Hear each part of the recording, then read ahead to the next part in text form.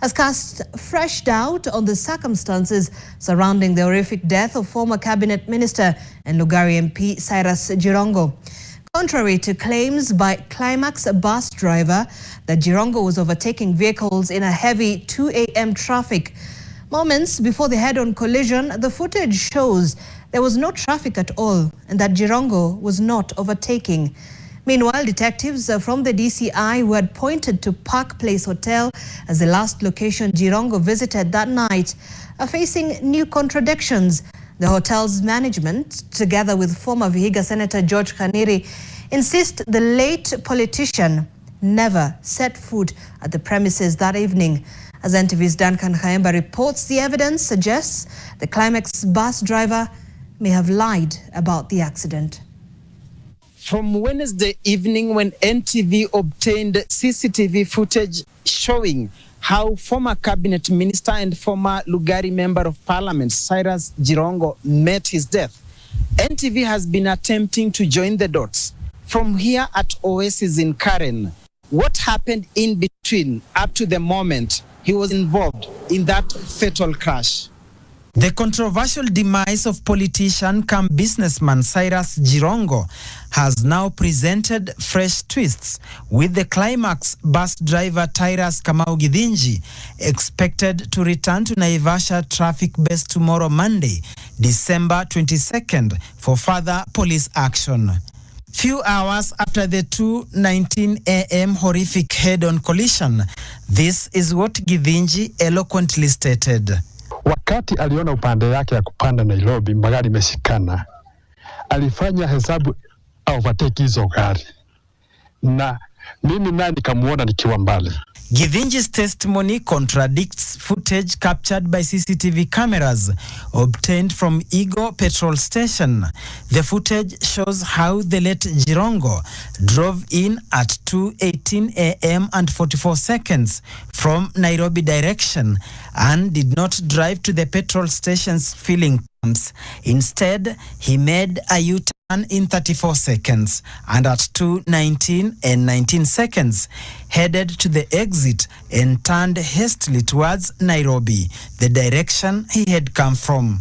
And 6 seconds later, at 2:19 and 25 seconds, collided with the Climax bus that was ferociously rolling downhill towards Naivasha, crashed into Cyrus Jirongo, dragging him for some distance, with the Mercedes spinning off the road before the bus eventually stopped.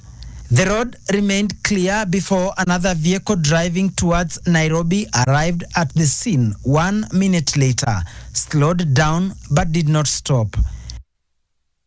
From the CCTV footage, no passenger disembarked to even check on the incident that could have ended their lives, given that the stretch is a black spot. The driver said he was carrying 67 persons that until today, and despite the many questions, none has come out to talk about the incident and their narrow escape. More intriguing is this white Probox vehicle that also drove into Igo petrol station 29 seconds after Jirongo drove in, raising questions on the coincidence of the two driving from the same direction and entering the filling station at the same time in the wee hours. Immediately the Probox entered, Jirongo exited the station 6 seconds later, zooming back to Nairobi before he crashed, implying he could have entered the petrol station to shake off the Probox that could have been trailing him for a while, possibly from Nairobi. According to security expert George Msamali, it was not a coincidence. Jirongo was desperately attempting to save his life. It was possibly a tiger tail. Possibly he must have driven out of Nairobi, knowing after getting out of Karen where he was, he must have realized that he's under surveillance. And to shake off the surveilling team, he drove out of Nairobi instead of going to his Gigiri home. And he realized that he's under a tiger trail, and that is why he drove to Naivasha, and he was trying to shake off the pursuers. And that's why he got in, and instead of stopping, he left immediately.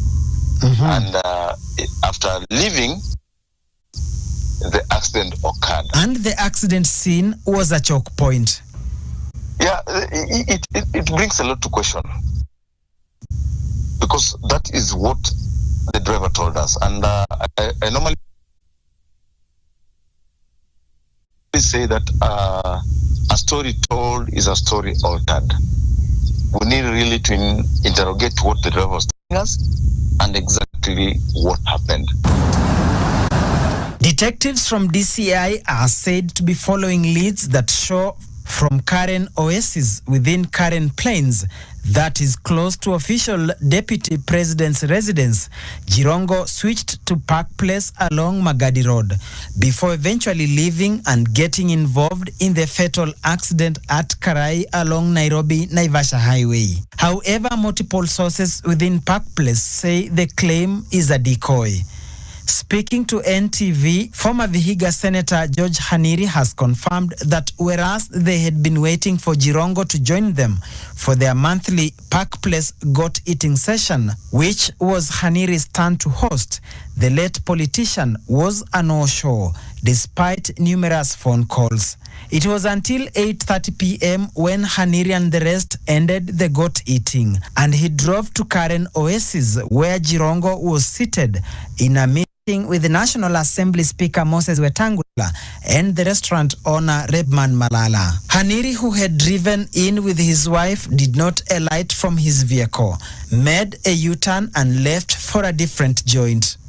Also, as per this NTSA motor vehicle copy of records, vehicle number KCZ 350C is registered under Smart Cars Limited and not Cyrus Jirongo. Duncan Haemba,